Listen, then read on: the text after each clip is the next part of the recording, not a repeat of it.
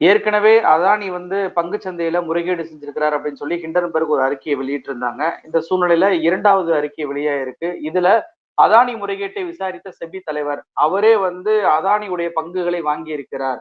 அவர் எப்படி முறையான விசாரணை செஞ்சிருப்பார் அப்படின்ற இன்னொரு அறிக்கையை வந்து வெளியிட்டிருக்கிறாங்க. இது செபி தலைவர் மாதவி மறுத்திருக்கிறார். ஆனா மறுபடியும் இன்னொரு அறிக்கையை வெளியிட்டிருக்கிறாங்க. அதுல மாதவி அவர்கள் தன்னுடைய கணவருக்கு அதானி பங்குகளை எல்லாம் மாற்றுவதற்கான அந்த ஆதாரங்களை வெளியிட்டிருக்கிறாங்க. ராகுல் காந்தி எதிர்க்கட்சி தலைவரான ராகுல் காந்தி ஜேபிசி கமிட்டி கேட்கிறார். உச்சநீதிமன்றம் இதை மறுபடியும் சூமோட்டோவா எடுப்பாங்களா அப்படின்னு சொல்லி கேட்கிறாங்க. இன்னொரு பக்கம் பாஜகவினர் என்ன சொல்றாங்கன்னா, இது இந்தியா எக்கனாமியுடைய மேல தாக்குதல் பண்றாங்க. வெளிநாட்டு சக்திகளுடைய சதி இது. ராகுல் காந்தி அதற்கு ஆதரவு தெரிவிக்கிறார் அப்படின்னு சொல்லி செபி தலைவரை அவங்க வந்து டிஃபெண்ட் பண்றாங்க. நீங்க எப்படி பாக்குறீங்க? இது இந்தியா மீதான தாக்குதலா அப்படின்னு பார்த்தோம்னா இல்ல, இது அதானி மீதான தாக்குதல். ஏன்னா அதானி முறைகேட்டுல ஈடுபட்டிருக்காரு. அவர் மீது குற்றச்சாட்டை வைக்கிறாங்க. இது எப்படி தாக்குதல் ஆகும் அப்படிங்கிறது கூட சொல்ல முடியாது, தாக்குதல் கூட சொல்ல முடியாது. அதானி மீது ஒரு குற்றச்சாட்டு வைக்கிறாங்க. இல்லையா, மறுத்துட்டு போங்க. அவங்க ஒரு ஆதாரத்தை கொடுக்குறாங்க, நீங்க ஒரு ஆதாரத்தை கொடுத்து மறுத்துட்டு போங்க. அதுதான் சரி. இது வந்து இந்தியா மேல குற்றச்சாட்டு வைக்கிறாங்க, இந்தியாவை அமுக்க பாக்குறாங்க சொல்றதெல்லாம் வந்து சிறுபிள்ளைத்தனமா இருக்கு. அடுத்தது ராகுல் காந்தி வந்து இந்த ஜேபிசி கமிட்டி கேட்கிறாரு. ஜேபிசி கமிட்டி வந்து ஒரு இன்வெஸ்டிகேஷனை மேற்கொள்ளும். ஏன்னா செபி ஏற்கனவே அவங்களோட இன்வெஸ்டிகேஷன்ல பிரச்சனை இருக்கு, அந்த தலைவரே வந்து இந்த முறைகேட்டில் ஈடுபட்டு இருக்கிறதுக்கு வாய்ப்பு இருக்கு அப்படின்னு ஹிண்டன்பர்க் சொல்றதுனால ஜேபிசி இன்னொரு இன்வெஸ்டிகேஷன் கமிட்டியை வச்சு அந்த இன்வெஸ்டிகேஷன் கமிட்டியை ஜேபிசியை வச்சு நம்ம லீட் பண்ணலாம் அப்படின்னு ராகுல் காந்தி கேட்கிறாரு. இது ஒரு வாய்ப்பு. நம்ம ஏற்கனவே வந்து சுப்ரீம் கோர்ட்டும் ஜனவரி மாசம் என்ன சொல்லியிருக்காங்கன்னா, ஸ்பெஷல் இன்வெஸ்டிகேஷன் டீம் வேணாலும் போட்டு பண்ணலாம், அதற்கான வாய்ப்புகள் ஏற்படும் போது பண்ணலாம், இப்போதைக்கு அந்த தேவை இல்லை, ஆனா ஏற்படும் போது அதை பண்ணலாம் அப்படின்னு சொல்லியிருந்தாங்க. இந்த முறைகேடுகளை பார்க்கும்போது நேரடியா அவங்க வந்து சில பிரைமா பேசி இருக்குதே தவிர நேரடியா அவங்க வந்து அதானியில இன்வெஸ்ட் பண்ணிருக்காங்க அப்படிங்கிற குற்றச்சாட்டா வைக்கல. ஹிண்டன்பர்கே சொல்றேன், செபியோட தலைவர் மீது வைக்கல. ஆனா அதற்கான வாய்ப்புகள் இருக்கு அப்படின்னு சொல்லி சில டேட்டாஸை கொடுக்குறாங்க. செபி தலைவர் மாதவி பூச்சி வந்து மறுத்ததுக்கு பிறகு அவங்க சொன்ன தகவல்களும் ஏற்கனவே அந்த ரிப்போர்ட்ல இருந்ததுதான் இப்ப பிரிச்சு தனித்தனியா கொடுத்துருக்காங்க. அதாவது இவங்களோட அறிக்கையின் அடிப்படையில அதற்கான விடையை கொடுக்குற மாதிரி தனித்தனியா பிரிச்சு கொடுத்துருக்காங்க. இந்த மாதிரி நீங்க முன்னாடியே Singapore partners, sorry Agaro partners அப்படிங்கிற நிறுவனத்துல இருக்கீங்க, அதுல 99% ஷேர் ஹோல்டிங் வச்சிருக்கீங்க, அதை வந்து உங்க கணவர் பேருக்கு மாத்துறீங்க அப்படின்னு தனித்தனியா பிரிச்சு சொல்றாங்க. இப்போ இன்வெஸ்டிகேஷன் அப்படிங்கிறது வந்து செபி தலைவர் மேல நடத்தணும். இதை எப்படி அங்க இருக்கக்கூடிய அந்த விஜிலன்ஸ் ஆபீசர் நடத்த முடியுமானா அதுவும் பண்ண முடியாது. விஜிலன்ஸ் ஆபீசர் என்ன பண்ணுவாங்கன்னா ஒரு கைட்லைன்ஸ் தான் கொடுக்க முடியும். இந்த செபி வந்து இப்படி நடக்கணும், இந்த மாதிரியான முறைகேட்டில் ஈடுபடக்கூடாதுன்னு ஒரு கைட்லைன்ஸ் தான் கொடுக்க முடியுமே தவிர அவங்க இன்வெஸ்டிகேட்டும் பண்ண முடியாது. அப்போ இப்ப எந்த இடத்துல வந்து நிக்குதுன்னா, ஒண்ணு ஜேபிசி அமைக்கணும் அல்லது சுப்ரீம் கோர்ட் ஸ்டோமோட்டோவா எடுக்கணும். ரெண்டுல ஏதாவது ஒண்ணுதான் நடந்தாகணும். இந்த ஊழலை எப்படி புரிஞ்சுக்கிறது? இது ஊழல்னு சொல்லி பாக்குறதா? இது வந்து சாமானிய மக்கள் மீது எப்படியான பாதிப்பு ஏற்படுத்தும்? ஏன்னா பங்குச்சந்தையில சில பெரும்பாலான மக்கள் வந்து முதலீடு பண்ணுவதில்லை. அவங்களுக்கெல்லாம் இதை வந்து ஒரு பாதிப்பை ஏற்படுத்தும். அவங்க எப்படி இந்த விஷயத்த பார்க்கணும்? இப்படியான செபி தலைவர் இப்படி வந்து அவருடைய பங்குகள் வச்சிருக்கிற அவர் என்ன சொல்றாருன்னா, நான் வந்து செபி தலைவர் ஆவதற்கு முன்பே அதை நான் பங்கு வச்சிருந்தேன் அப்படின்னு சொல்லி அவர் ஒரு டிஃபெண்ட் பண்றாரு. இதை வந்து இந்த ஊழல் எப்படி நடந்திருக்கிறது, இது எப்படி ஊழல்னு சொல்லி புரிஞ்சுக்கிறலாமா? எதிர்கட்சிகளுடைய பார்வை அப்படித்தானே வைக்கப்படுது. நீங்க எப்படி பாக்குறீங்க? இதை ஏன் ஊழல்னு சொல்றாங்க அப்படின்னா, ஒரு நிறுவனம் அதோட ஸ்டாக்கை பப்ளிக்ல லிஸ்ட் பண்ணுது, இங்க இருக்கக்கூடிய இன்வெஸ்டர்ஸ் வந்து அதுல இன்வெஸ்ட் பண்ணுவாங்க. இது நார்மலா லீகலா நடக்கக்கூடிய விஷயம். ஆனா இந்த ஸ்டாக்கோட இப்போ அதானி அப்படிங்கிற அந்த குழுமத்தோட ஸ்டாக்கோட வேல்யூவை இன்க்ரீஸ் பண்ணா அவங்களுக்கு இன்னும் அதிகமான லாபம் கிடைக்கும். அப்படி இன்க்ரீஸ் பண்ணணும்னா அது தானா நடக்காது. ஏதோ ஒரு ப்ராஜெக்ட் அவங்க புதுசா எடுக்கணும் அல்லது நல்ல வருவாயை காட்டணும் அந்த நிறுவனம். அப்படி வருவாயை காட்ட முடியல அப்படின்னா இவங்க என்ன பண்றாங்கன்னா, வெளிநாடுகள்ல இருந்து இந்த அறிக்கையிலே இருக்கிறது தான் பவர் எக்யூப்மெண்ட்ஸா வாங்குறாங்க. சைனாவில இருந்தும் தென்கொரியால இருந்தும் பவர் எக்யூப்மெண்ட்ஸ் வாங்குறாங்க. அது யுஏஇ மூலயமா இங்க வருது. யுஏஇ மூலயமா ஏன் வருதுன்னா அங்க டாக்ஸ் எவேஷன் பண்ண முடியும். டாக்ஸ் எவேஷன் லீகலாவே அக்ரிமெண்ட்ஸ் இருக்கு. யுஏஇல இருந்து நமக்கு இம்போர்ட் பண்ணோம்னா இம்போர்ட் டியூட்டி குறைவா இருக்கு. இருந்தாலும் இவங்க அதிக விலை கொடுத்து அதை வாங்குறாங்க. அதிக விலை கொடுத்து வாங்கி அந்த அதிக விலை கொடுக்கறது அது ஏன் அதை கொடுக்குறாங்க அப்படின்னு பார்த்தோம்னா, அது ஒரு நிறுவனம் எலக்ட்ரோஜன் அப்படிங்கிற ஒரு நிறுவனம், அது யுஏஇல இருக்கு. அவங்க தான் இவங்களுக்கு சைனாவில இருந்தும் தென்கொரியால இருந்தும் எக்யூப்மெண்ட்ஸை வாங்கி கொடுக்குறாங்க. அந்த எலக்ட்ரோஜன் நிறுவனத்தோட தலைமை அலுவலகம் எங்க இருக்குன்னா மொரீஷியஸ்ல இருக்கு. மொரீஷியஸ்ல அந்த நிறுவனத்தோட ஓனர் யாரு அப்படின்னு பார்த்தோம்னா அது வேற ஒரு நிறுவனமா இருக்கு, அசாங்கியா அப்படிங்கிற ஒரு நிறுவனம். அந்த அசங்கியா நிறுவனத்தோட ஓனர் யாருன்னு பாத்தீங்கன்னா ஈகிள் ஹோல்டிங் ஒரு நிறுவனம் இருக்கு.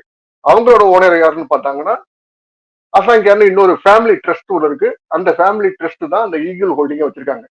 சரி, அந்த ஃபேமிலி ட்ரஸ்டோட செட்டிலர் யாரு, அது யாரோட கட்டுப்பாட்டுல இருக்குன்னு பார்த்தோம்னா வினோத் அதானி கட்டுப்பாட்டுல இருக்கு. அதானியோட அண்ணன் வினோத் அதானி கட்டுப்பாட்டுல இருக்கு. இப்போ இந்த அதிகமா விலை கொடுத்து இவங்க வெளில அனுப்புறாங்க அந்த படத்தை. அந்த படம் சுத்தி திரும்ப வினோத் அதானி மூலமா திரும்பவும் இந்தியன் ஸ்டாக் மார்க்கெட்டுக்குள்ள வருது. இப்படி வர்றதுனால என்ன நடக்கும்னா அதானியோட பங்குகளை அதிக விலை கொடுத்து இந்த ஸ்டாக்ஸ் எல்லாமே நிறைய வாங்குவாங்க. நிறைய ஷேர்ஸை வந்து அதானி பங்குகளை வெளிநாட்டுல இருந்து இன்வெஸ்ட் பண்ணி வாங்குறாங்க. வாங்கும் போது கடகடன் அதானியோட பங்குகளோட வேல்யூ அதிகரிக்கும். அப்படி அதிகரிக்கும் போது சரி அதானியோட பங்குகள்லாம் அதிகமா போகுது, நம்ம கொஞ்சம் வாங்கி வச்சுக்கிட்டோம்னா பின்னாடி நமக்கு பயன்படும் அப்படின்னு சொல்லி இங்க இருக்கக்கூடிய இன்வெஸ்டர், அவங்க வந்து பெரிய பெரிய இன்வெஸ்டரா இருக்கலாம், அல்லது சும்மா ஸ்டாக் மார்க்கெட்டை கத்துக்கிட்டு இப்போ உள்ள போனா நல்லா இருக்கும், நமக்கு ஏதாவது லாபம் கிடைக்கும், ஒரு சைட் பிசினஸ் மாதிரி பண்றவங்களா இருக்கலாம்.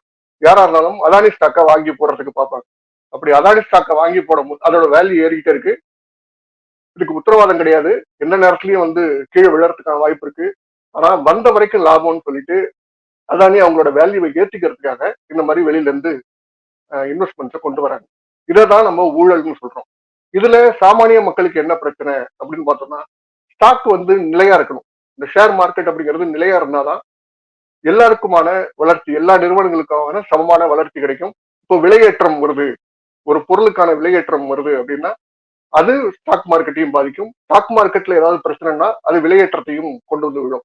ஸோ ரெண்டு பேரும் பேலன்ஸ்டா பண்ண வேண்டியது தேவை இருக்கு. இதை ரெகுலேட் பண்றதுக்கு தான் செபி வந்து செபிங்கிற ஆர்கனைசேஷன் உருவாக்கப்படுது. அதை மானிட்டர் பண்ணும், இந்த மாதிரியான முறைகேடுகள் நடக்கக்கூடாதுன்னு. இப்போ விலையேற்றத்தை கொண்டு போய் விடுற அளவுக்கு இந்த ஸ்டாக் மார்க்கெட்ல பிரச்சனைகளை உண்டு பண்ணும் அப்படிங்கிறதா இதுல வைக்கக்கூடிய அந்த ஊழல் குற்றச்சாட்டு. இப்ப நீங்க பேசும்போது சொன்னீங்க உச்சநீதிமன்றம் ஏதாவது ஒரு எவிடன்ஸ் கிடைச்சிச்சுன்னா நாங்க எஸ்ஐடி ப்ரோப் கூட வைக்கிறோம் அப்படின்னு சொல்லியிருந்தாங்க அப்படின்னு சொல்லி. இப்போ ஹிண்டன்பர்க் 2வது அறிக்கையை வெளியிட்டதுல அதுல செபி தான் விசாரிச்சிச்சு. 24 விசாரணை பண்ணோம், அதுல 22 முடிச்சிருப்போம் அப்படின்றதான் ஜனவரி மாசம் அவங்க வந்து சுப்ரீம் கோர்ட்ல தாக்கல் பண்ணது. இப்ப மார்ச் மாசம் இன்னொரு விசாரணையுமே முடிச்சிருக்கிறாங்க. இன்னும் ஒரு விசாரணை பெண்டிங்ல இருக்கு.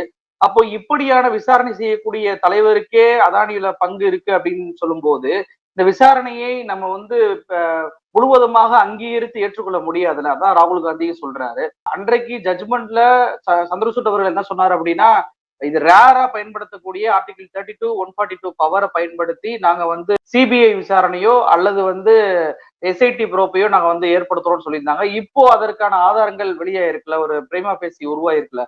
அப்போ இதன் மூலமாக மறுபடியும் இந்த ஆர்டிகிளை பயன்படுத்தி ஒரு சிபிஐயோ வழக்கு வந்து சிபிஐக்கோ அல்லது உச்சநீதிமன்ற ஓய்வு பெற்ற தலைமை நீதிபதி தலைமையிலான எஸ்ஐடி விசாரணையும் அமைக்க வேண்டும் என்ற குரல்கள் எழுது.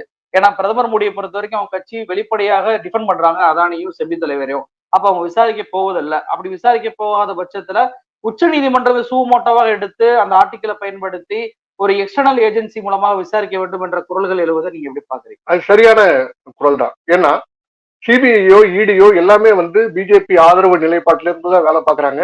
அவங்கள்ட்ட முறையான விசாரணையை எதிர்பார்க்க முடியாது. செபி தலைமையும் ஊழல்ல சிக்கி இருக்கு, செபி தலைமை மீதே குற்றச்சாட்டு இருக்கு அப்படிங்கும் போது அவங்களையும் நம்ம விசாரிக்க அனுமதிக்க முடியாது. அப்ப என்ன பண்ண முடியும்னா ஏற்கனவே சொன்ன மாதிரி 2 ஆப்ஷன். ஒன்னு ஜேபிசி, அவங்க தலைமையில ஒரு இன்வெஸ்டிகேஷன் கமிட்டி, அல்லது எஸ்ஐடி, சுப்ரீம் கோர்ட் முன் வந்து எஸ்ஐடிய அமைக்கணும். எஸ்ஐடி அமைத்தாங்கன்னா இண்டிபெண்டா அவங்க சொல்ற ஒரு நீதிபதி தலைமையில இந்த எஸ்ஐடி நடந்துச்சுன்னா நல்லது. அந்த எஸ்ஐடியும் திரும்பவும் கவர்மெண்டோட தலைமையில நடக்குது, சென்ட்ரல் கவர்மெண்ட்டுக்கு சாதகமான ஒரு நபரை வச்சு அது தலைமை தாங்கி அந்த எஸ்ஐடி இந்த இன்வெஸ்டிகேஷனை பண்றாங்கன்னா அதுலயும் பிரச்சனைகள் இருக்கு. ஒரு இண்டிபெண்டன்ட் பாடி அல்லது ஜேபிசி இதை பண்ணாங்கன்னா சரியா இருக்கும்னு நினைக்கிறேன். இப்ப செபியை பொறுத்த வரைக்கும் அவங்க என்ன சொல்றாங்கன்னா, ஹிண்டன்பர்க் வைக்கக்கூடிய குற்றச்சாட்டுகள் வந்து நாங்க வந்து விலகிக் கொள்கிறோம் அப்படின்னு சொல்லி தலைவர் சொல்றாரு. அதாவது இப்படியான குற்றச்சாட்டுகள் வந்து நாங்க ஏற்கத்தக்கதல்ல, போலியான பொலிட்டிக்கல் இதனால உருவாக்கப்படுகிறது அப்படின்னு சொல்லி ஒரு அறிக்கையை விட்டுருக்கிறாங்க.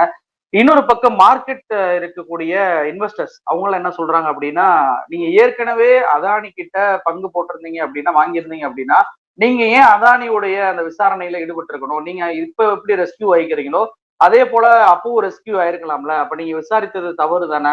அப்ப இப்போ நீங்க வந்து அதானி கிட்ட வாங்கின அந்த பங்குகளோட டீட்டெயில் எல்லாம் வெளியிட வேண்டும் அப்படின்னு சொல்லி இன்வெஸ்டர்ஸ் வந்து ஒரு கோரிக்கையில் வைக்கிறாங்க. இதை எப்படி பாக்குறீங்க? கரெக்ட் தான். அவங்க வந்து டிரான்ஸ்பரண்டா இருப்பேன், நாங்க வந்து திறந்த புத்தகமா வாழ்ந்துகிட்டு இருக்கோம் அப்படின்லாம் சொல்றாங்க. அப்போ அவங்க இன்வெஸ்ட் பண்ண அந்த நிறுவனம் இன்வெஸ்ட் பண்ண அகோரா பார்ட்னர்ஸா இருக்கட்டும் அல்லது அகோரா கன்சல்டன்சியா இருக்கட்டும், அந்த 2 நிறுவனமும் எங்க இன்வெஸ்ட் பண்ணாங்க? அவங்க வந்து இந்தியாவில் இருக்கக்கூடிய நிறுவனத்துல ரெவென்யூ காட்டுறாங்க.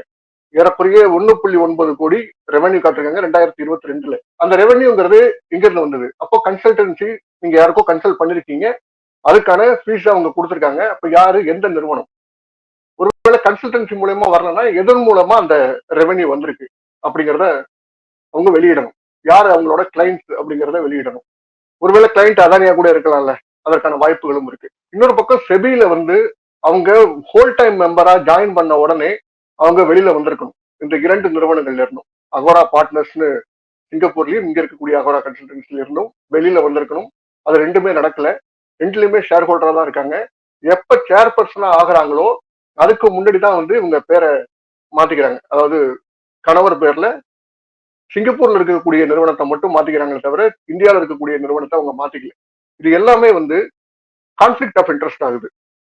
அவங்க ஒரு தலைமை பொறுப்புல இருக்காங்க, செபிங்கிற தலைமை பொறுப்புல இருக்காங்க. அவங்க எப்படி அவங்களோட ஷேரை வச்சுக்க முடியும் அப்படிங்கிற ஒரு கான்ஃபிளிக்ட் ஆஃப் இன்ட்ரெஸ்ட் இருக்கு. இதற்கான நேர்மையான பதிலையும் அவங்க கொடுக்கல. இப்போ கான்ஃபிளிக்ட் ஆஃப் இன்ட்ரெஸ்டுக்கான பதில் அவங்கள்ட்ட இருந்து வரணும்.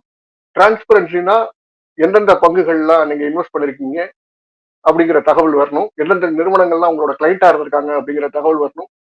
இதெல்லாம் வெளியிடணும். இன்வெஸ்டர்ஸ் கேட்கறது சரியான கேள்வி. பொதுவாகவே இப்படியான பிரச்சனைகள் வரும்போது அவங்க தங்களுடைய பதவியை ராஜினாமா பண்ணிட்டு விசாரணைக்கு ஆஜராகி அது பிறகு நிரூபித்த பிறகு பதவிக்கு வருவதை நம்ம பார்த்திருக்கோம். அப்படிதான் ஏராளமான சென்ற காங்கிரஸ் ஆட்சியெல்லாம் அப்படிதான் நடந்துச்சு. ஆனா இப்பெல்லாம் வந்து பாத்தீங்கன்னா ரயில்வே விபத்துகளா இருக்கட்டும், எல்லா விபத்துகள் வந்தாலுமே சம்பந்தப்பட்ட அமைச்சர் விலகுவதே இல்லை. இப்ப செபியுடைய தலைவர் மீது ஒரு குற்றச்சாட்டு வந்திருக்கு. அவர் தன்னுடைய குற்றச்சாட்டை வந்து நிரூபிக்கும் வரை அந்த பதவியிலிருந்து அவர் ராஜினாமா பண்ணணும். ராஜினாமா பண்ணிட்டு ஜேபிசி கமிட்டியில் இருக்கக்கூடிய எல்லா கட்சி எம்பிக்களிடமே திறந்த மனதோடு அவர் வந்து எல்லா உண்மையும் வெளிப்படுத்தணும். அவர் பக்கம் நியாயம் இருந்துச்சு அப்படின்னா அதை நிரூபித்த பின்பு அவர் மீண்டும் பதவிக்கு வரலாம் அப்படின்ற கோரிக்கையும் வைக்கப்படுது. ராஜினாமா பண்ணணும் அப்படிங்கிற கோரிக்கை தொடர்ந்து நம்ம வச்சுக்கிட்டு தான் இருக்கும். ரயில்வே மினிஸ்டரும் சரி, பிற அமைச்சர்களுக்கும் சரி, இல்ல இப்போ வந்து செபி தலைவருக்கும் சரி. ஆனா அதை ஏற்றுக்கொள்ளக்கூடிய இடத்துல அவங்க இல்ல. அந்த மனப்பான்மையிலேயே அவங்க இல்ல. எதா இருந்தாலும் எதிர்கொள்ள முடியும். அதை எதிர்கொள்ள முடியும்னா அவங்களோட அதிகாரத்தை வச்சு எதிர்கொள்ள முடியும், அவங்களோட அரசியல் பவரை வச்சு எதிர்கொண்டுக்க முடியும் அப்படின்னு அவங்க நினைக்கிறாங்க. ஆனா இந்த ராஜினாமா செஞ்சுதான் ஆகணும் அப்படிங்கிறது வந்து நேர்மையானவர்கள்ட்ட நம்ம அதை எதிர்பார்க்கலாம். இப்படி முறைகேட்டுல ஈடுபட்டு முறைகேடை விசாரிக்காம எந்த அளவுக்கு தள்ளி போட முடியுமோ தள்ளி போட்டுக்கிட்டு இருக்கக்கூடிய ஒரு நபர்கிட்ட நம்ம அந்த ராஜினாமாவை எதிர்பார்க்கறது சொல்ல புரியல. இப்போ பாஜகவை பொறுத்த வரைக்கும் அவங்க என்ன சொல்றாங்கன்னா, ஹிண்டன்பர்க் வந்து இந்தியன் எக்கனாமியை வந்து வீழ்த்துறதுக்காக தான் இப்படி பண்றாங்க அப்படின்றாங்க. நம்ம எப்படி இது பாக்குறது? ஹிண்டன்பர்க்கை நம்பலாமா? அவங்க வந்து நேர்மையாக ஒரு ஊழலை வெளிப்படுத்துவதற்கு தான் இப்படி செயல்படுகிறார்கள் என்று நம்பலாமா? இல்ல பாஜக சொல்வதை போல இந்தியன் எக்கானமி மீது ஒரு தாக்குதலை ஏற்படுத்த வேண்டும் என்பதற்காக தான் இப்படி பண்றாங்களா? ஹிண்டன்பர்கோட ரிப்போர்ட் வந்து இந்தியன் எக்கானமியை அடிச்சிருக்கா அல்லது அதானியை அடிச்சிருக்கா அப்படிங்கிற வித்தியாசத்தை பார்க்கணும். இன்னைக்கு கூட மார்க்கெட்ல ஆரம்பத்துல சரிவு ஏற்பட்டிருந்தாலும் திரும்ப மேல ஏறிடுச்சு. பங்குகளோட விலை ஏறிக்கிட்டு தான் இருக்கு. ஆனா அதானியோட பங்குகள் மட்டும் குறைஞ்சிக்கிட்டு இருக்கு. ஏறக்குறைய 17% அதானியோட பங்குகள் வந்து விலை குறைஞ்சிருக்கு. இதைத்தான் அவங்க வந்து ஹிண்டன்பர்க் வந்து அதானியை டார்கெட் பண்றாங்க. ஏன் டார்கெட் பண்றாங்கன்னா அவங்க முறைகேட்டில் ஈடுபட்டிருக்காங்க. அப்ப மற்ற நிறுவனங்கள் எதுவுமே முறைகேட்டில் ஈடுபடலையா அப்படின்னு கேட்டா அதுக்கு தனி விசாரணை, அதை தனி ரிப்போர்ட் வேற ஏதாவது வந்துச்சுன்னா அதை நம்ம பேசதான் போறோம். இது இந்திய மார்க்கெட்டையே சிதைக்கக்கூடிய இடத்துல இருந்து ஹிண்டன்பர்க் இந்த ஆக்டிவிட்டிஸ பண்றாங்களான்னா நான் அப்படி நினைக்கல. ஏன்னா ஒரு நிறுவனம் நம்ம இப்படி வேணா புரிஞ்சுக்கலாம், இந்தியாவை இயக்குறது அதானி, அதனால அவங்க அப்படி சொல்றாங்களா அப்படிங்கிற டிஃபென்ஸ பிஜேபி எடுக்குதா அப்படின்னு வேணா புரிஞ்சுக்கலாமே தவிர, இந்த ஹிண்டன்பர்க் ரிப்போர்ட்டை பொறுத்த வரைக்கும் அதானி ஸ்டாக் தான் அடி வாங்கியிருக்கு. அதுவும் அந்த குறிப்பிட்ட அந்த அதானி என்டர்பிரைஸ் அப்படிங்கிற அந்த ஸ்டாக்ஸ் வந்து பெரிய அளவுல, அதாவது அனில் அஹூஜா அந்த டைரக்டர் இருந்தார் இல்லையா, இந்த மெரிசியஸ்ல இருக்கக்கூடிய இந்த ஐபியோட ஓனர் அவர் தான் அனில் அஹூஜா. இங்க அதானி என்டர்பிரைஸோட டைரக்டரா இருக்காரு. அவர் இருந்த அந்த அதானி என்டர்பிரைஸ்ங்கிறது வந்து 2% தான் விலை குறைஞ்சிருக்கு. இந்த பவர் ஜெனரேஷன் அதானி எனர்ஜிங்கிற அந்த நிறுவனம் மட்டும்தான் பெரிய அளவுல இன்னைக்கு சரிவை சந்திச்சிருக்கு. ஏறக்குறைய 17% குறைஞ்சிருக்கு. அப்போ கரெக்டா எந்தெந்த இடத்துல எல்லாம் பிரச்சனைகள் இருக்கு அப்படின்னு சொல்றாங்களோ, இப்ப என்டிடிவி வந்து இந்த இஷ்யூவை பெருசா பேசல. ஹிண்டன்பர்க் ரிப்போர்ட்டை வந்து பெருசா பேசல. அந்த டிவியோட ஸ்டாக்ஸோட பிரைஸும் குறைஞ்சிருக்கு. ஏறக்குறைய 11% விழுந்திருக்கு. அப்போ எதுலாம் டைரக்டா பாதிப்பு இருக்கு? இந்த ஹிண்டன்பர்க் ரிப்போர்ட்டால அதானி எனர்ஜிக்கு பாதிப்பு இருக்கு. இதை பேச மறுக்கிறாங்க NDTV. அப்படிங்கும் போது அந்த ஸ்டாக்ஸ் தான் குறைஞ்சிருக்கே தவிர ஒட்டுமொத்த அதானியோட அந்த அதானி குரூப்போட ஸ்டாக்கு வந்து பெரிய அளவுல குறையில. சின்ன சின்ன 2% 3% அளவுக்கு தான் விலை குறைஞ்சிருக்கே தவிர இந்த 2 விஷயங்கள் தான் அதிகமா விலை குறைஞ்சிருக்கு. செபி தலைவர் மீதான ஹிண்டன்பர்க் அறிக்கை குறித்து ராகுல் காந்தி அவர்கள் சொல்வதை போல ஒன்னு ஜேபிசி கமிட்டி அமைக்க வேண்டும், அல்லது உச்சநீதிமன்றமே ஏற்கனவே ஆர்டிகல் 32 142 பயன்படுத்துவது சொல்லியிருந்தாங்க, அதை பயன்படுத்தி சூமோட்டோ வழக்காக இதை விசாரிக்க வேண்டும், எக்ஸ்டர்னல் ஏஜென்சி மூலமாக விசாரிக்க வேண்டும் என்ற கோரிக்கை நாடு முழுவதும் வலுப்பெற்று வருகிறது. என்ன நடக்குது அப்படின்னு சொல்லி பொறுத்திருந்து பார்ப்போம். இந்த விஷயம் குறித்து நிறைய தகவலை நம்ம நேர்கள்ட்ட பகிர்ந்துட்டீங்க. ரொம்ப நன்றி சார். நன்றி.